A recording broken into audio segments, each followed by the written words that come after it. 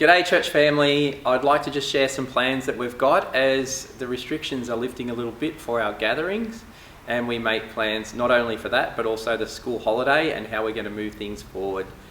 So under the new rules from the 1st of July, actually in theory we could get a lot more people into our church building. We can fit 80 people in the church, another 20 upstairs on the mezzanine, and if we need to we could fit 40 people here in the foyer.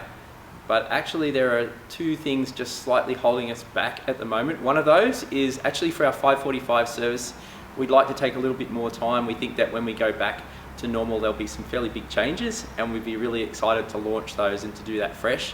But the other one's a little bit more tricky, and it's about children. And currently the kids are in a fairly inconsistent situation where the social distancing requirements on them in their homes and at schools is much less than the social distancing requirements that they'd face when they come onto our church property.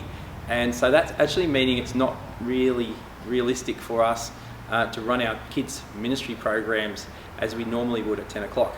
So instead of that, we've got a proposal, and the proposal is in two parts. The first part is to do with our school holidays, and we'd like to launch an initiative called Satellite Church.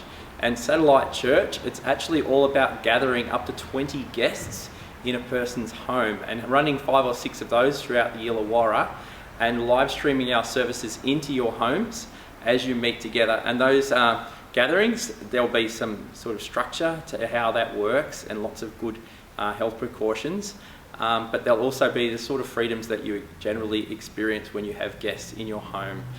So we really think that would work well for the school holidays as we continue our live streaming, and if individuals want to tap in as individuals, of course they can do that. So there's 3 weeks in July with that arrangement, and then beginning on the 4th week of July, which I think is the 26th, we actually want to propose a parallel plan where people are gathering on site here and meeting in satellite churches.